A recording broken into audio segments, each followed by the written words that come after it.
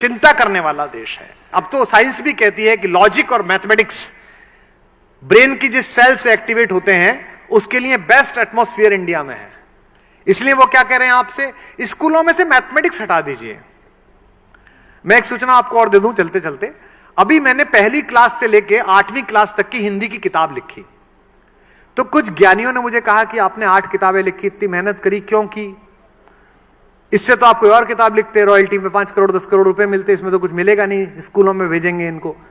मैंने इसलिए वो किताबें तैयार की और इसलिए लिखी कि मैं किताब देख रहा था, बच्चे को कविता सिखाई जा रही थी, 10 साल की छोकरी लिए आम की टोकरी।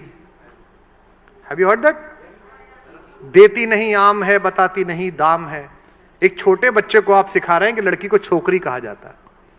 एक बुढ़िया का फोटो था, उस पर लिखा था कि बुढ़िया दादी दिन भर बकबक करती, काम नहीं है कुछ भी करती दादी। आप क्या सिखा रहे हैं?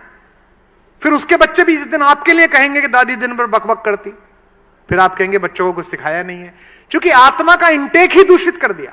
और मैंने इतनी रिसर्च की जी, इतना ज्यादा मैंने शोध किया कि मैंने एक छोटी सी कविता लिखी कि गर्मी में टिंकू दादी के घर से बीज घिए का लाया, आंगन के कोने में उसने जाकर बीज दबाया, पूरे घर ने मिलकर उसको खाद और पानी पिलवाया। ऐसी मैंने कविता लिखी। और रात को सोचते सोचते मैंने सोचा ये तो गलत लिख दिया, दादी कैसे लिख दिया?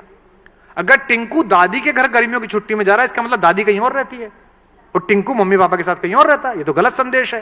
तो फिर मैंने उसको सही करवाया कि छुट्टी में नानी के घर से, क्योंकि नानी तो फिर भी मामा के साथ रह लेगी, दादी तो बाप के साथ रहनी चाहिए। अगर दादी बाप के साथ नहीं रहती फिर कैसा घर है?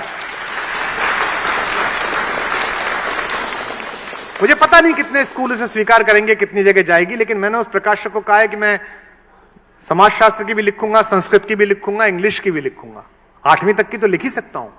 और उसमें विशेष रूप से मनोवैज्ञानिकों का परामर्श लिया कि क्या लिखा जाना चाहिए, क्या क्या इसमें चित्र बनने चाहिए, क्योंकि हमारे बचपन से ही हमारी जवानियां प्रभावित हैं और हमारी जवानियों से हमारे बुढ़ापे प्रभावित हैं। तो अगर बचपन में आपने बीज सही लगा दिया, सीड सही लगा दिया, युवक के अंदर सही लगा दिया, तो सब कुछ अच्छा हो जाएगा।